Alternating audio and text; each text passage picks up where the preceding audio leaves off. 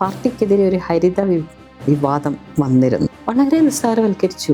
ഒരു ലൈംഗിക ആരോപണമൊക്കെ ഉന്നയിക്കാന്ന് പറയുന്നത് അത് ഭയങ്കരമായൊരു, അത് കേരളത്തിലെ മുഴുവൻ സ്ത്രീകളെയും വേദനിപ്പിക്കുന്ന ഒന്നാണ്. ആ പ്രസ് കോൺഫറൻസിൽ വെച്ചിട്ട് അവർ പാണക്കാട് തങ്ങന്മാരെയും പറഞ്ഞു. ഇന്നും ഞാൻ ചെയ്യാൻ കാരണം നാളെ ഞാൻ ഉണ്ടോയെന്ന് എനിക്കറിയില്ലല്ലോ. തെറ്റിനെതിരെ എത്ര പേർ പ്രതികരിക്കുന്നുണ്ട്, അതെനിക്കറിയാം. എൻ്റെ പാർട്ടിക്കകത്തുള്ള ഓരോരുത്തരെയും വിശകലനം ചെയ്താൽ ഞങ്ങൾക്കത് ഡൈജസ്റ്റ് ചെയ്യാൻ പറ്റില്ല. ഈ ലൈംഗിക ആരോപണം വിദേശ രാജ്യത്ത് പോകുന്നെന്ന് മാത്രമല്ല, ഒരു സെലിബ്രിറ്റീസ് ആയിട്ടാണ്. ഒരു രാഷ്ട്രീയ പ്രവർത്തക എന്ന് പറയുന്നത് സെലിബ്രിറ്റി അല്ല കേട്ടോ. അവർ ഗ്രൗണ്ടിൽ മണ്ണിൽ പണിയെടുക്കേണ്ടവരാ, എയറിലല്ല. പക്ഷെ ചില സ്ഥലത്ത് നമ്മൾ നോ പറയേണ്ടടുത്ത് നോ പറയാനുള്ള ഒരു ധൈര്യം ആർജിക്കണം. മാഡം, ഇന്ത്യൻ യൂണിയൻ മുസ്ലിം ലീഗ് അതിൻ്റെ വനിതാ വിങ്ങായിട്ടുള്ള ഇന്ത്യൻ യൂണിയൻ വിമൻസ് ലീഗിൻ്റെ നാഷണൽ ജനറൽ സെക്രട്ടറിയാണ്. അതെ. ഈ രാജി ഒരു സഡൻ ഡിസിഷൻ ആയിരുന്നോ, അതോ കുറേ കാലങ്ങളായിട്ടുള്ള തീരുമാനത്തിൻ്റെ ഫലമായിട്ടാണോ? അല്ല, ഇതൊരു സഡൻ ഡിസിഷൻ അല്ല. കുറേ കാലങ്ങളായിട്ടുള്ളതാണ്.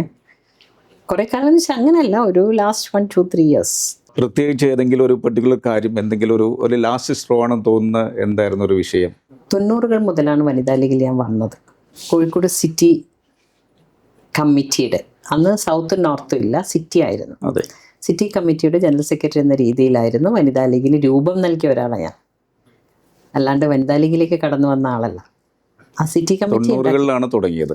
93 93 ഡിസംബറിലാണ് സിറ്റി കമ്മിറ്റി ഉണ്ടാക്കുന്നത്.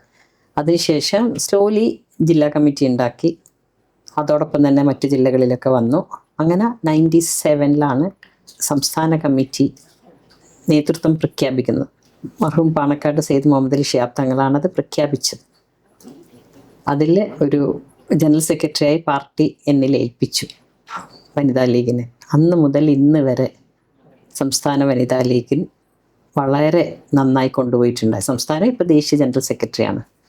അന്ന് വനിതാ ലീഗ് ഉണ്ടാക്കുമ്പോൾ ഞങ്ങൾക്കൊരു ചട്ടക്കൂട് നിർദ്ദേശിച്ചിട്ടുണ്ട്, ഒരു കോഡ് ഓഫ് കോണ്ടാക്റ്റ് ഉണ്ടായിരുന്നു. ആ 90കൾ എന്നൊക്കെ പറയുമ്പം ഒരു മുസ്ലിം ലീഗ് എന്ന പോലത്തെ രാഷ്ട്രീയ സംഘടനകൾക്ക് ഒരു വനിതാ വിഭാഗം ഉണ്ടാക്കുക എന്ന് പറയുന്നത് ഒരു ഹിമാലയൻ സാഹസം തന്നെയാണ്. സ്ത്രീകൾ പുറത്തു വരാൻ പാടില്ല, സ്ത്രീകൾ തൊഴിലെടുക്കാൻ പാടില്ല, സ്ത്രീകൾ വീട്ടിൻ്റെ അകത്തളങ്ങളിലുള്ളവരാണെന്നൊക്കെ എല്ലാം ഉള്ള ഒരു ചുറ്റുവട്ടത്തിലായിരുന്നു വനിതാ ലീഗിന് രൂപം നൽകിയത്. അതുകൊണ്ട് തന്നെ വളരെ സൂക്ഷ്മമായിട്ടായിരുന്നു ഞങ്ങളുടെ ഓരോരോ ചലനങ്ങളും ഓരോരോ പ്രവൃത്തികളും ഓരോരോ എല്ലാ കാര്യങ്ങളും. കാരണം വ്യത്യസ്ത മത ആശയങ്ങളുള്ളവർ നമുക്കുള്ളിലുണ്ട്. മുസ്ലിം ലീഗ് എന്നതൊരു രാഷ്ട്രീയ സംഘടനയാണ്. ആ പ്ലാറ്റ്ഫോമിൽ മുസ്ലിം സമുദായത്തിലെ തന്നെ വിവിധ ആശയങ്ങളുള്ള മതസംഘടനകളുണ്ട്. അപ്പം ആരെയും വേദനിപ്പിക്കാണ്ട്, എന്നെ സംബന്ധിച്ച് പ്രത്യേകം ഞാൻ ഒരു മതസംഘടനയിലും ഇല്ല, മുസ്ലിം ലീഗിൽ മാത്രമേ ഉണ്ടായിരുന്നുള്ളൂ. ആ പ്ലാറ്റ്ഫോമിൽ മൈനോറിറ്റി പൊളിറ്റിക്സിന് വേണ്ടി, അതും മൈനോറിറ്റി സ്ത്രീകൾക്ക് വേണ്ടിയിട്ടാണ് കേട്ടോ.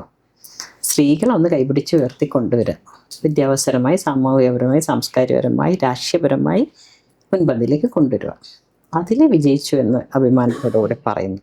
പക്ഷെ കുറച്ച് കാലങ്ങൾ ആകുമ്പോൾ തന്നെ നമുക്ക് പാർട്ടിക്കകത്ത് ഒരു വനിതകളോടുള്ള ഒരു ആശയദാരിദ്ര്യം വരുന്നുണ്ടോ? അത് കൃത്യമായിട്ട് ഏത് കാലഘട്ടം മുതലാണെന്ന് പറയാൻ പറ്റുമോ? അത് നമുക്ക് ഏറ്റവും മനസ്സിലായി വന്നത് ഈ പാർട്ടിക്കെതിരെ ഒരു വിവാദം വന്നിരുന്നു. ഒരിക്കലും മുസ്ലിം ലീഗ് പൊറുക്കാത്തൊരു കാര്യമാണ് നമ്മുടെ അനുഭവത്തിൽ നിന്ന് തോന്നിയത്. അത് പാർട്ടിക്കകത്തുള്ള യുവതികളിൽ ഒരു 5 യുവതികളായിരുന്നു അന്ന് ആരോപണം ഉന്നയിച്ചത്. അതിലൊരാൾക്ക് സഹപ്രവർത്തകരിൽ നിന്നുണ്ടായ ഒരു ലൈംഗിക ആരോപണമൊക്കെ ഉന്നയിക്കാന്ന് പറയുന്നത് അത് ഭയങ്കരമായൊരു, സത്യമാണെങ്കിൽ അത് കേരളത്തിലെ മുഴുവൻ സ്ത്രീകളെയും വേദനിപ്പിക്കുന്ന ഒന്നാണ്. രാഷ്ട്രീയ പ്രവർത്തനത്തിൽ ഒരു സഹപ്രവർത്തകരിൽ നിന്ന് അങ്ങനെ ഉണ്ടാവാമെന്ന് പറഞ്ഞു. പക്ഷെ ആ ലൈംഗിക ആരോപണം ഉന്നയിക്കുക മാത്രമല്ല, ആ പ്രസ് കോൺഫറൻസിൽ വെച്ചിട്ട് അവർ പാണക്കാട് തങ്ങന്മാരെയും പറഞ്ഞു, പാർട്ടി സെക്രട്ടറിയും പറഞ്ഞിട്ടുണ്ട്. അതൊക്കെ ഇന്ന് നിങ്ങൾക്ക് ഇവിടെ എയറിലുണ്ട്, അവരുടെ പ്രസ് കോൺഫറൻസൊക്കെ തന്നെ. അത് ഞങ്ങളെ വല്ലാണ്ട് വേദനിപ്പിച്ചിട്ടുണ്ടായിരുന്നു. ഞങ്ങൾ അതിനെ ശക്തമായിട്ട് പരസ്യമായി എതിർത്ത ഒരാളാണ് ഞാൻ ആ press കോൺഫറൻസിന്.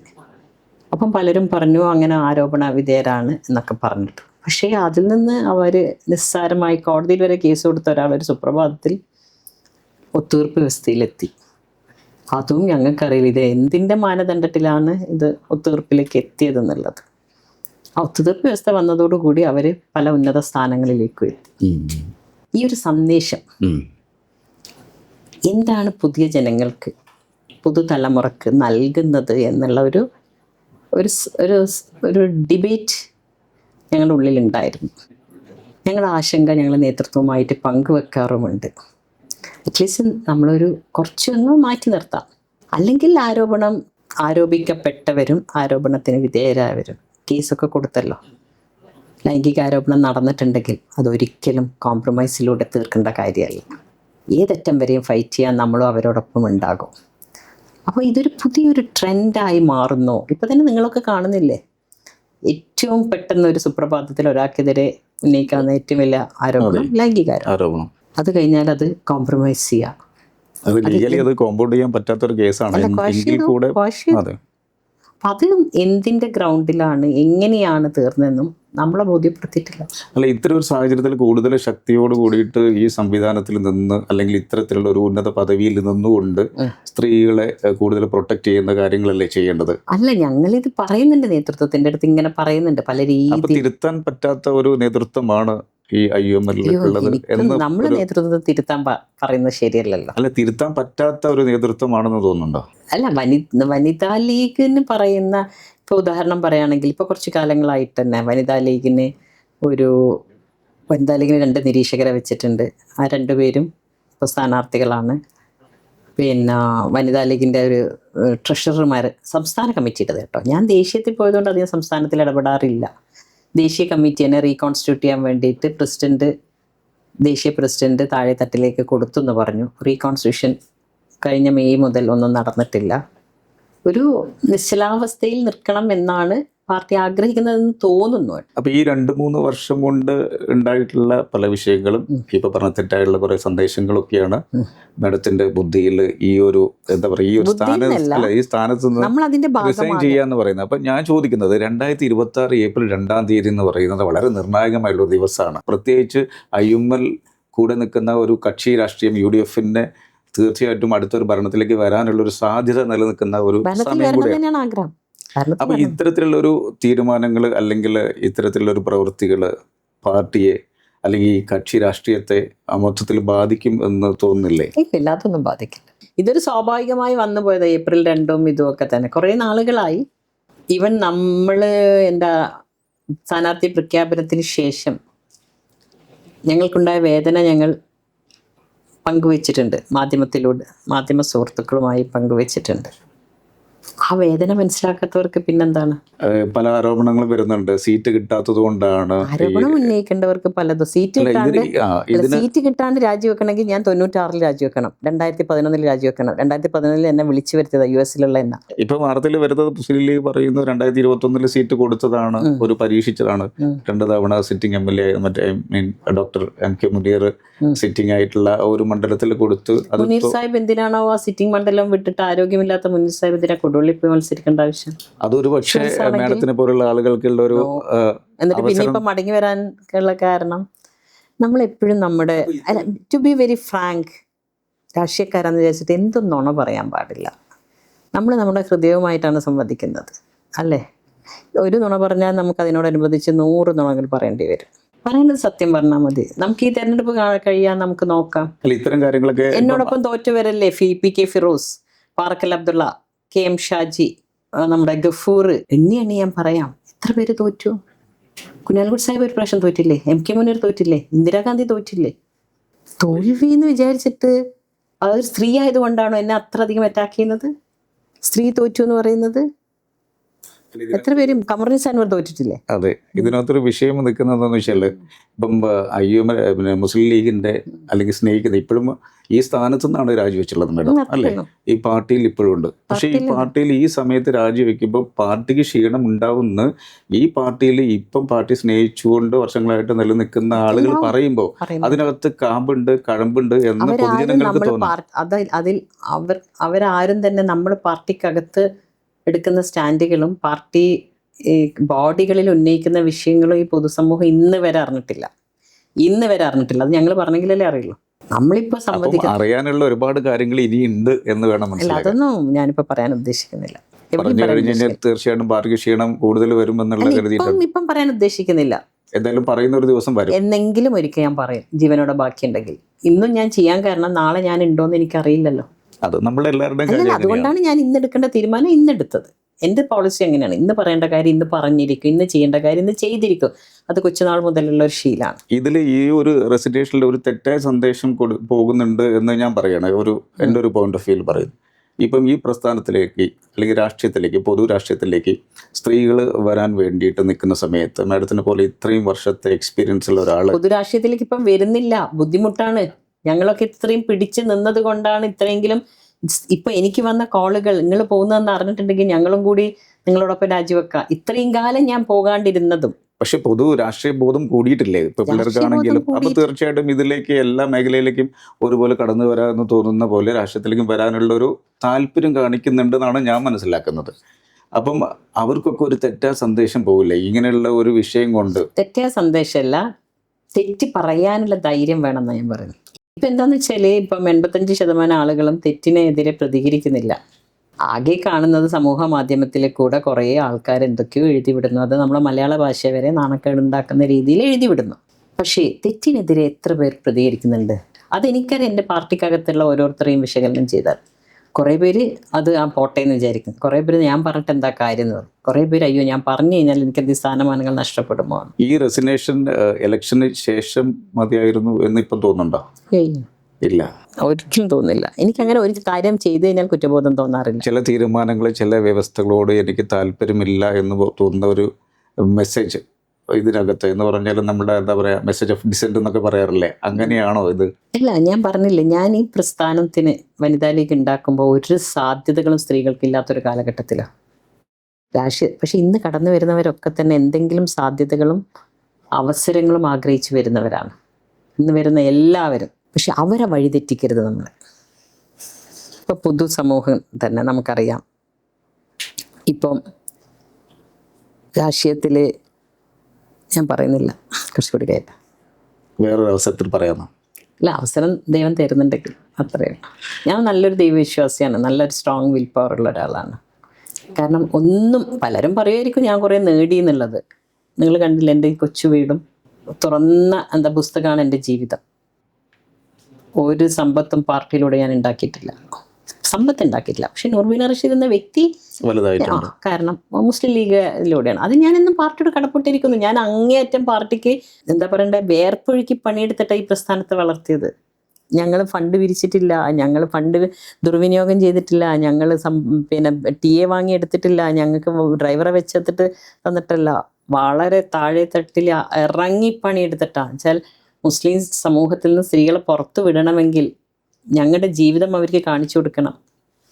V have to create a trust between the leader and the അനുയായികളും. ആ ട്രസ്റ്റ് ഞാൻ ഇന്ന് വരെ കൊണ്ടു നടന്നിട്ടുണ്ട്. പാർട്ടിക്കകത്ത് തന്നെ ഒരുപാട് വിമർശനങ്ങൾ വരുന്നുണ്ട് ഈ ഒരു രാജിയായിട്ട് ബന്ധപ്പെട്ടിട്ട്. പാർട്ടിയെ സ്നേഹിക്കുന്ന, ഞാൻ നേരത്തെ പറഞ്ഞ പോലെ പാർട്ടിയെ സ്നേഹിക്കുന്ന ആളുകൾ തന്നെ വിമർശിക്കുന്നുണ്ട്. അതിന് ചേർത്ത് വായിക്കുന്നത് ഇപ്പം നമ്മുടെ ഈ ഇലക്ഷനിൽ കാൻഡിഡേറ്റ് ലിസ്റ്റ് വന്ന സമയത്ത് അതിന് വിയോജിപ്പ് രേഖപ്പെടുത്തിക്കൊണ്ട് പറഞ്ഞിട്ടുണ്ടായിരുന്നു. അപ്പം അതും എല്ലാം ചേർത്തിട്ടാണ് ഇപ്പം ഈ ഒരു രാജി സീറ്റ് കിട്ടാത്തത് കൊണ്ടാണോ എന്ന് ചോദിച്ചു. അന്നും ഞാൻ പറഞ്ഞിട്ടുണ്ട്, സീറ്റിന് വേണ്ടിയല്ല, വിയോജിപ്പ് പറഞ്ഞിട്ടുണ്ടായിരുന്നു. പിന്നെ എന്ത് സന്ദേശമാണ് പാർട്ടി കൊടുക്കുന്നത് എന്നുള്ളത് ഞങ്ങൾക്ക് പഴയ തലമുറയും ഈ പുതിയ ഞങ്ങളെ ശരിക്കും പറഞ്ഞു വെച്ചാൽ അത്രയും വാട്ടർ ടൈറ്റ് കമ്പാർട്ട്മെൻറ്റ്സ് പോലെ ചട്ടക്കൂടിനുള്ളിലാണ് ഞങ്ങൾക്ക് പ്രവർത്തിക്കാൻ അവസരം നൽകിയിട്ടുള്ളൂ. പക്ഷെ ഇപ്പോൾ പുതിയതായി വരുന്നവർക്ക് ഞാൻ പറഞ്ഞില്ല, ഹരിത വിവാദം വന്നപ്പോൾ വളരെ നിസ്സാരവൽക്കരിച്ചു. അത് ഞാനൊരു മറുചോദ്യം ചോദിക്കട്ടെ, അത് വളരെ നിസ്സാരവൽക്കരിക്കേണ്ട ഒരു കാര്യമാണോ? ലൈംഗിക ആരോപണം, ഇന്നിപ്പോൾ ലൈംഗിക ആരോപണത്തിന് വിധേയരായവരും അവരും ഒന്നിച്ചിരുന്ന് ക്യാമ്പയിനിങ് നടത്തുന്നു. ഞങ്ങൾക്കത് ഡൈജസ്റ്റ് ചെയ്യാൻ പറ്റില്ല. ഈ ലൈംഗിക ആരോപണം സംസാരിച്ച ആൾക്കാർ പുറത്തായി.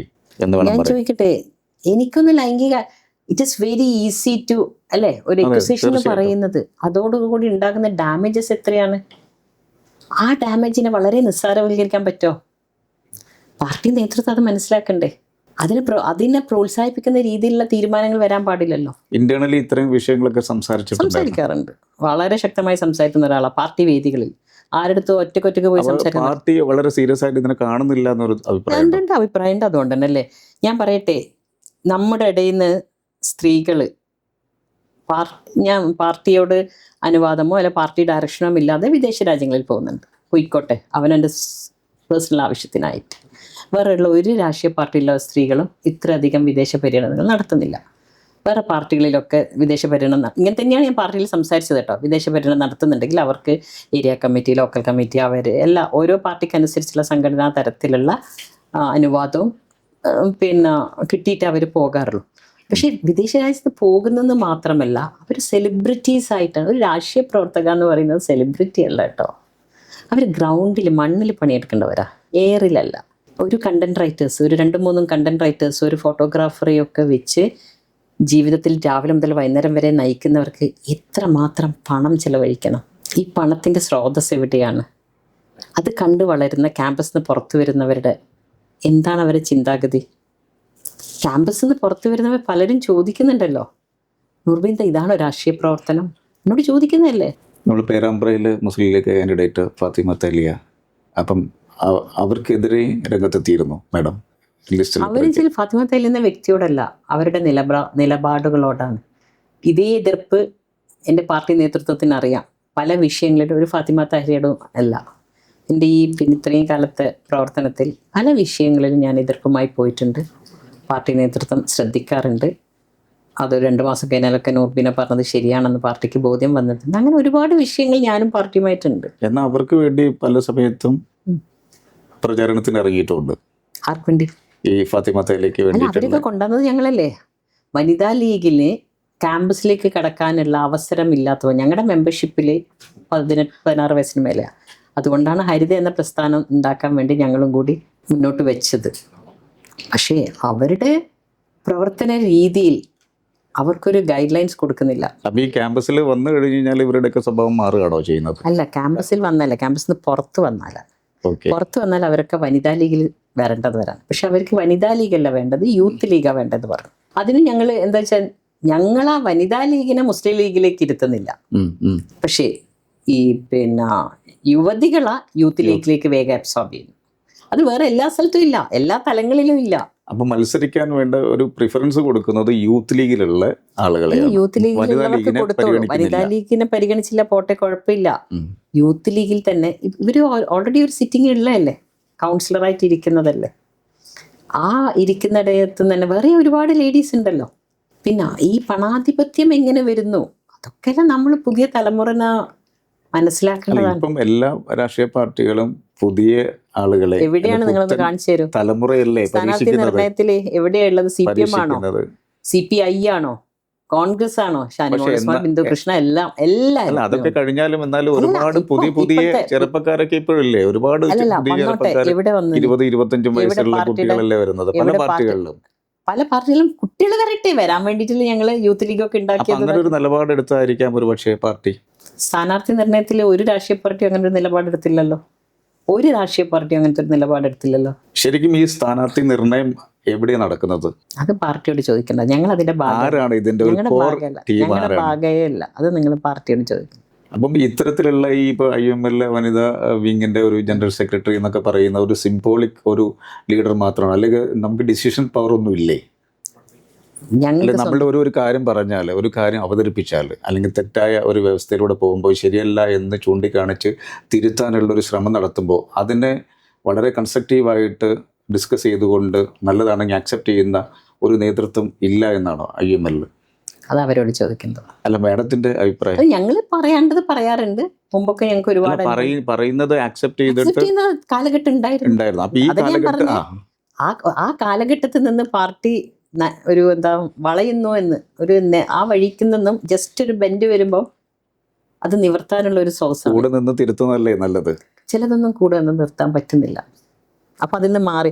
അത് എൻ്റെ കുഞ്ഞുനാളിൽ എൻ്റെ ഗ്രാൻഡ് മദർ പഠിപ്പിച്ചിട്ടുണ്ടായിരുന്നു.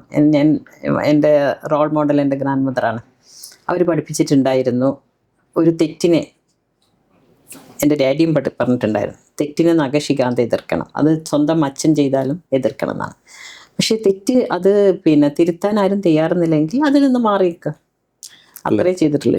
മാഡത്തിനെ പോലെ പഴയൊരു പാർട്ടി നേതാക്കന്മാരൊക്കെ പൊതുവെ പാർട്ടി എന്ന് പറഞ്ഞ ഒരു കുടുംബം എന്നാണ് വിശേഷിപ്പിക്കാറ്. അപ്പൊ കുടുംബത്തിലൊരു പ്രശ്നം വരുമ്പോൾ നമ്മൾ തമ്മിൽ പറഞ്ഞു തിരുത്തുന്നതിന് പകരം മാറി നിന്ന് കഴിഞ്ഞു കഴിഞ്ഞാൽ ആക്രമിക്കാൻ ആളുകളുടെ കൂടെ അവർക്ക് ശക്തി കൂടൂലേ? ഇപ്പം ഞാൻ പറയട്ടെ, പാമ്പ് പിടിക്കുന്നു വിചാരിച്ചിട്ട് മുറ്റത്തിറങ്ങാണ്ട് നിൽക്കൂലല്ലോ. അല്ല, അതിന് നമ്മളൊരു കവചം സൃഷ്ടിച്ചാൽ പോരെ? കവചമൊക്കെ ഊപ്പർവാല. മേലെ ഏതൊരു പരസ്യം കാണാറുണ്ട് പൃഥ്വിരാജിൻ്റെ, മുകളിൽ നിന്ന് എല്ലാവരും ഒന്ന് കാണുന്നുണ്ട്. മുകളിൽ ഞാൻ പറഞ്ഞതൊക്കെ കാലം തെളിയിച്ചിട്ടുണ്ട്. കാലത്തിൻ്റെ കാവ്യനീതി എന്തായാലും വരും. എനിക്ക് തോന്നുന്നത് ഇപ്പോഴും മുസ്ലിം ലീഗിലുള്ള സാധാരണ പ്രവർത്തകർക്ക് അല്ലെങ്കിൽ അണികൾക്ക് അല്ലെങ്കിൽ ആ പാർട്ടി സ്നേഹിക്കുന്ന ആളുകൾക്ക് ഇപ്പോൾ നുർബിന റഷീദ് എന്ന് പറയുന്ന ഇത്ര ഉന്നതയായിട്ടുള്ള ഒരു നേതാവ് രാജിവെക്കാനുള്ള ഒരു സോളിഡ് ആയിട്ടുള്ള ഒരു കാരണം അതെന്താണ് ഇപ്പോഴും ജനങ്ങൾക്ക് മനസ്സിലായിട്ടില്ല? ഇത്ര മണിക്കൂറുകളായിട്ട് അറിയാം.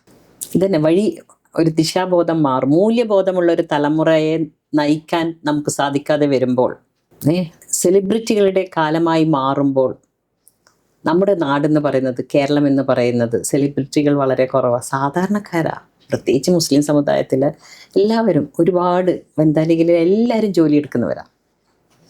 മറിച്ച് ഈ സെലിബ്രിറ്റി സിസ്റ്റത്തിലേക്ക് കടക്കുന്നതിൽ നമുക്ക് വിയോജിപ്പുണ്ട്. ഈ രാജി പാർട്ടിയെ കൊണ്ട് ഒന്ന് ആഴത്തിൽ ചിന്തിപ്പിക്കാനുള്ള ഒരു അവസരം നൽകുന്നു തോന്നുന്നുണ്ടോ? അത് അവർ ചെയ്തോട്ടെ, ഞാൻ ചെയ്യുന്നത് ഞാൻ പാർട്ടിയിലല്ല. എന്തായാലും മതസംഘടനകളൊക്കെ ഒരു ഉണർന്നിട്ടുണ്ട്. എന്നാലും ആളുകൾ പറയുന്നത് ഈ ഒരു രാജി വിശ്വസിക്കാൻ പറ്റുന്നില്ല എന്നാണ് പറയുന്നത്. അത് ഒരുപക്ഷെ ഇത്ര മേഡം പറഞ്ഞ പോലെ ഇത്ര വർഷം ഈ ഒരു പ്രസ്ഥാനത്തിന്റെ കൂടെ ഇപ്പോഴും പാർട്ടിയിൽ നിന്ന് മാറിയിട്ടില്ല, ഈ സ്ഥാനത്ത് നിന്ന് രാജിവെച്ചിട്ടുള്ളൂ. പക്ഷെ എങ്കിലും ഇപ്പം സൈലന്റ് ആയിട്ട് മാറി നിൽക്കുമെന്നാണ് എല്ലാവരും കരുതുന്നത്. കാരണം ഈ ഒരു സ്ഥാനത്ത് നിന്ന് മാറി നിൽക്കുന്നു, പ്രത്യേകിച്ച് ഈ ഒരു സമയത്ത് മാറി നിൽക്കുന്നു. അപ്പോൾ തീർച്ചയായിട്ടും ഒരു കാര്യം വ്യക്തമാണ്, ഞാൻ വേറെ ഒരു പ്രസ്ഥാനത്തിലേക്കും ചേക്കേറില്ല. That is Nurbina Rasheed. അത് ഞാൻ പണ്ടും പറയാണ്. പണ്ടും പലരും എന്നോട് പറയാറുണ്ട്, അയ്യോ നിനക്ക് മുസ്ലിം ലീഗാണോ, നിനക്ക് അവിടെ നിൽക്കാൻ പറ്റില്ല. നിനക്ക് എന്താ, ഞാനൊരു കോൺവെൻറ്റ് എഡ്യൂക്കേറ്റഡാണ്. ക്രിസ്ത്യൻ ഇൻസ്റ്റിറ്റ്യൂഷനിലാണ് സ്കൂളും കോളേജും എല്ലാം പഠിച്ചത്. ലോ കോളേജ്, ഗവൺമെൻറ് ലോ കോളേജിലാണ്. മുസ്ലിം സമുദായത്തിൽ ജനിച്ചെങ്കിലും മുസ്ലിം സമുദായത്തിൻ്റെ ഒരു OBC ആനുകൂല്യം അനുഭവിക്കാതെ എല്ലാത്തിലും മെറിറ്റോറിയസ് ആയിട്ട് തന്നെയാണ് വന്നത്. ആ മെറിറ്റോറിയസ് ആയിട്ടുള്ള പ്രവർത്തനവും ഞാൻ പാർട്ടിക്ക് ചെയ്തു കൊടുത്തിട്ടുണ്ട്. ഈ പറയുന്ന ജനങ്ങളൊക്കെ ഞങ്ങളെ ഒഴിക്കിയ വിയർപ്പിൻ്റെ വില അറിയുന്നില്ലല്ലോ, ഞങ്ങളെടുത്ത എഫേർട്ടിൻ്റെ വില അവരറിയുന്നില്ലല്ലോ, ഞങ്ങൾ സഹിച്ച വേദനകളുടെ വില അറിയുന്നില്ലല്ലോ. അത് മതി. അപ്പൊ ഇനി നാളെ മുതൽ പാർട്ടിയുടെ ഇലക്ഷൻ ക്യാമ്പയിനുമായിട്ടുള്ള ക്യാമ്പയിനിൽ ഇപ്രാവശ്യം ഞാൻ ഇറങ്ങിയിട്ടില്ല, ഇതുവരെ ഇറങ്ങിയിട്ടില്ല. ഇനി ഇറങ്ങാൻ തീരുമാനിച്ചിട്ടുമില്ല. അവര് സ്റ്റാർ ക്യാമ്പയിനിങ് തന്നെ മാറ്റിയിട്ടുണ്ടായിരുന്നു, തെരഞ്ഞെടുപ്പ് കമ്മീഷന് കൊടുത്ത്. ഇതെല്ലാം ഒരു കാരണമാണോ ഏത് രാജിക്ക്? പല പല കാരണങ്ങളിലും നമ്മളെ മാറ്റി നിർത്തുന്നത് ഇങ്ങനെ തുടർച്ചയായിട്ട് വന്നുകൊണ്ടിരിക്കുമ്പോൾ ഞങ്ങളുടെ ഇതേ ഫീലിങ്ങുള്ള ഒരുപാട് പേര് വനിതാ ലീഗിലുണ്ട്. അവരൊക്കെ അയച്ച മെസ്സേജസ് ഫുൾ എൻ്റെ ഹാർട്ട് ഡിസ്കിലുണ്ട്. അവരെ വേദന മനസ്സിലാക്കിയിട്ടാണ് ഞാനൊരു ചാവേറാണെങ്കിലും മാറി നിൽക്കാമെന്ന് വിചാരിച്ചത്. അപ്പോൾ നുർബിന റഷീദിൻ്റെ കൂടെ ഒരുപാട് അണികൾ ഉണ്ട്. അണികൾ ഒരുപാട്. ഇപ്പം തന്നെ വേണമെങ്കിൽ നിങ്ങൾക്ക് ഞാൻ 1-2 മെസ്സേജ് കേൾപ്പിച്ച, അയ്യോ നുർബിൻത നിങ്ങൾ ഞങ്ങളോട് പറയാണ്ട് ചെയ്തല്ലോ എന്നുള്ള വിഷമമാണ്, ഞങ്ങളും നിങ്ങളുടെ കൂടെ വരികയാണെന്ന്. ആ വാക്കുകളാണ് എന്നെ ഇത്രയും കാലം ഇവിടെ പിടിച്ചു നിർത്തിയത്. എന്താ ഇപ്പോഴത്തെ ഒരു രാഷ്ട്രീയത്തിന് ട്രെൻഡ് വെച്ചിട്ട് നമ്മൾ എന്തായിരിക്കും സംഭവിക്കുക? UDF അധികാരത്തിൽ വരുമെന്നാണ്. UDF അധികാരത്തിൽ വരും. ഏതാണ്ട് എത്ര സീറ്റ് കിട്ടും? സീറ്റൊന്നും പറയാൻ ഞാൻ ആളല്ല. എന്നാലും നമ്മുടെ ഇത്ര വർഷത്തെ ഒരു എക്സ്പീരിയൻസ് വെച്ചിട്ട് നമുക്കൊന്ന് സീറ്റ് പറയാതെ ഞാൻ ഫീൽഡിൽ ഇറങ്ങിയിട്ടില്ലല്ലോ. അതെ, നാഷണൽ ജനറൽ സെക്രട്ടറി എന്ന് പറഞ്ഞ എളിയ പ്രവർത്തകയാണോ? അല്ല, രാജിവെച്ചതിന് ശേഷമാണ് ഇപ്പോൾ ഒരു മെമ്പർ ആവുന്നത് അല്ലേ?